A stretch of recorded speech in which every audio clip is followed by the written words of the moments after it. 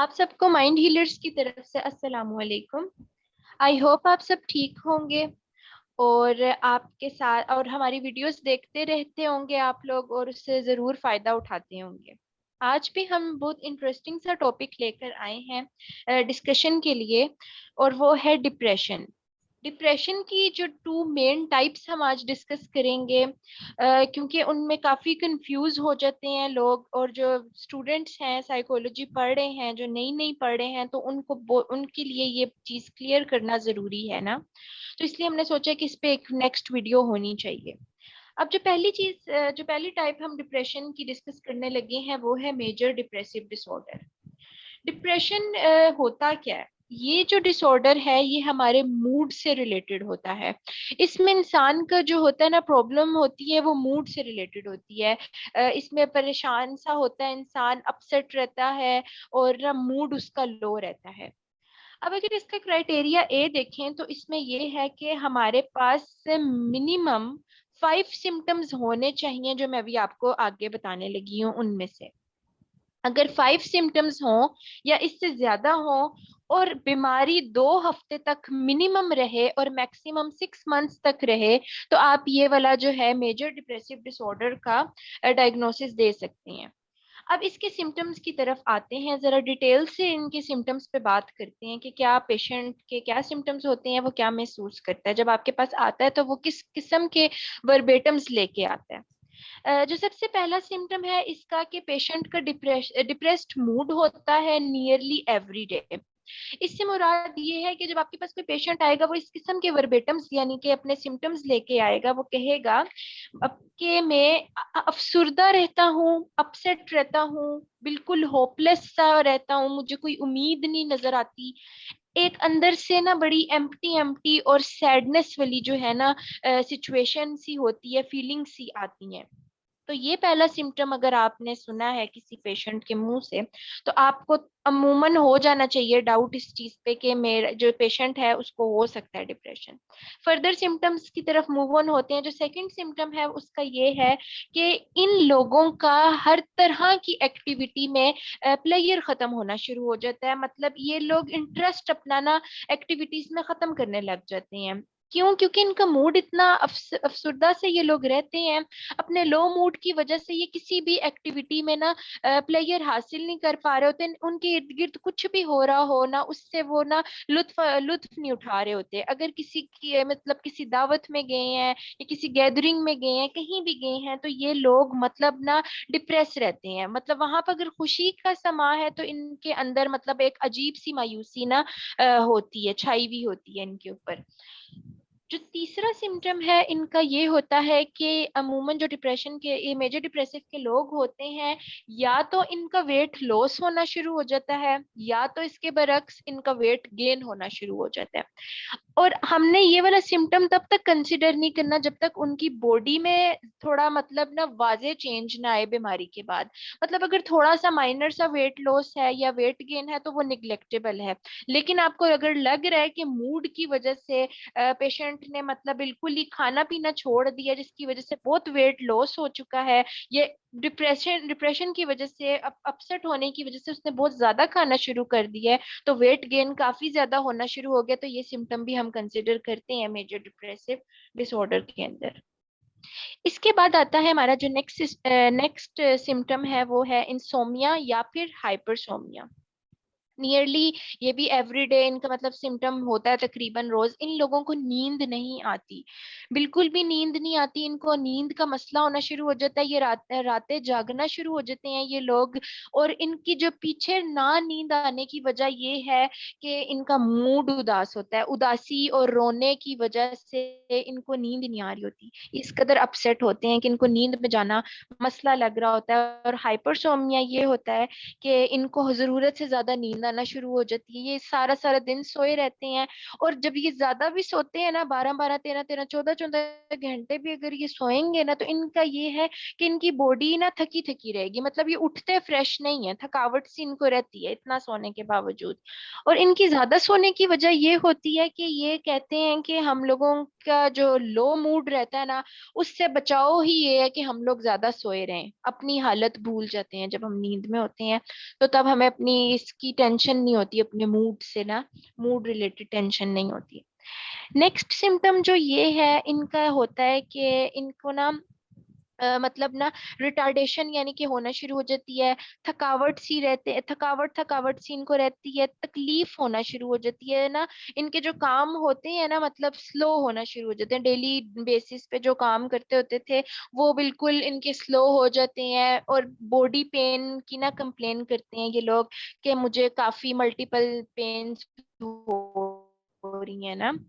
इसके अलावा एक सिम्टम ये है कि फटीग होती है, इनको बहुत थकावट होती है। मैंने पहले भी बोला है, चाहे नींद भी पूरी हो जाए लेकिन फिर भी ये लोग थके थके रहते हैं, मतलब फ्रेश नहीं महसूस करते अपने आप को।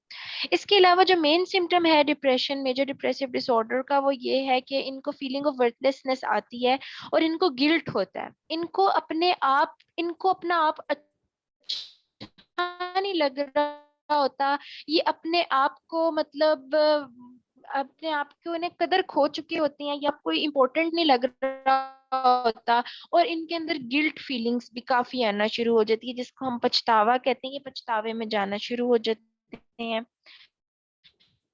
और मूड की वजह से इनकी कंसंट्रेशन खराब होना शुरू हो जाती है, मतलब इनकी ना कंसंट्रेशन चीजों पे नहीं रहती, फुली फोकस्ड नहीं ये लोग रहते हैं। बीच बीच में मतलब बात कोई करेंगे ना, तो ज्यादा लंबी अगर बात होगी तो इनकी कंसंट्रेशन हट जाएगी, ये अपनी तबीयत के बारे में सोचना शुरू हो जाएंगे, परेशानी की वो उनको एकदम से हो जाएगी।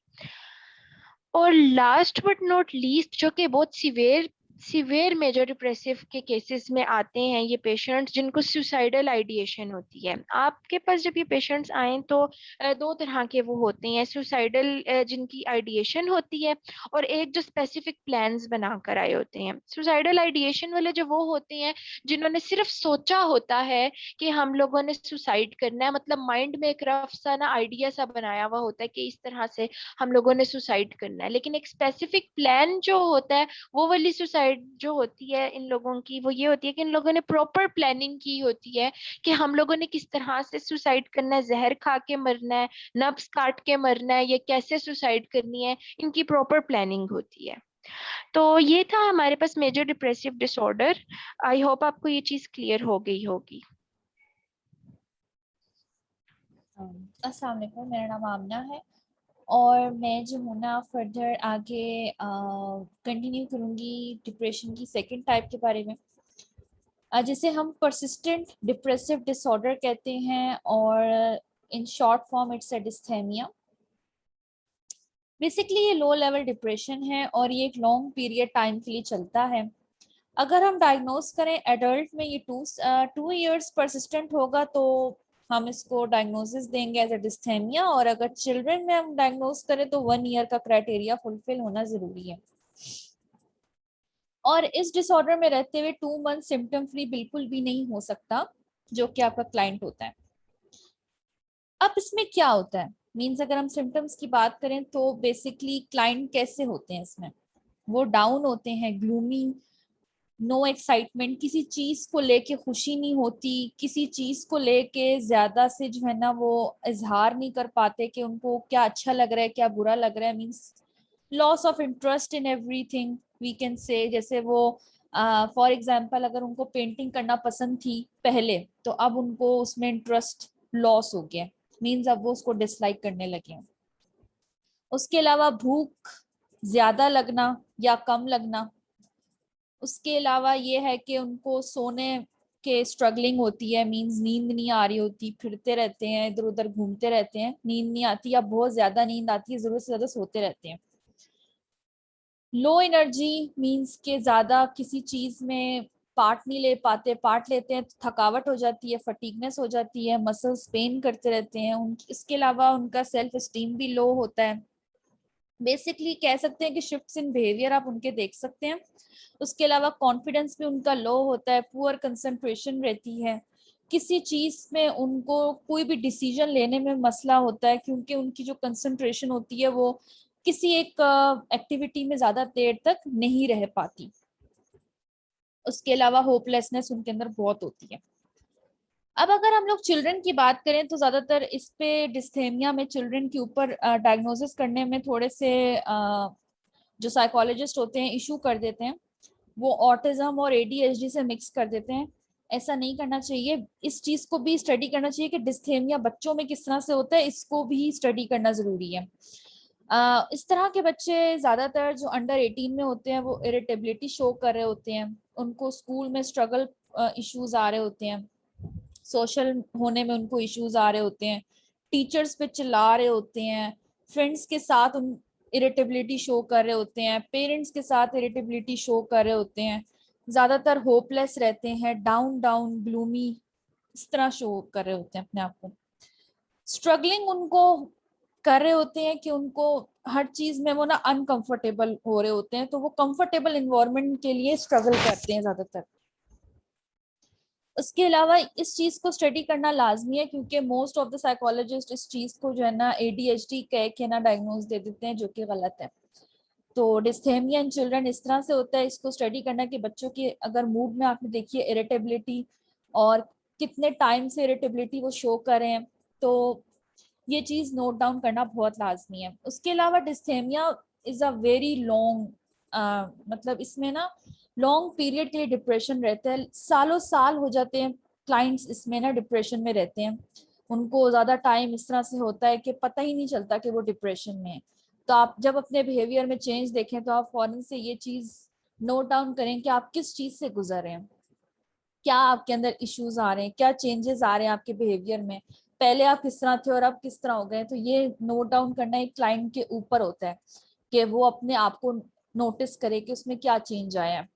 तो इस तरह से सालों साल हो जाते हैं कि 6-7 साल हो जाते हैं क्लाइंट्स डिस्थेमिया के अंदर होते हैं।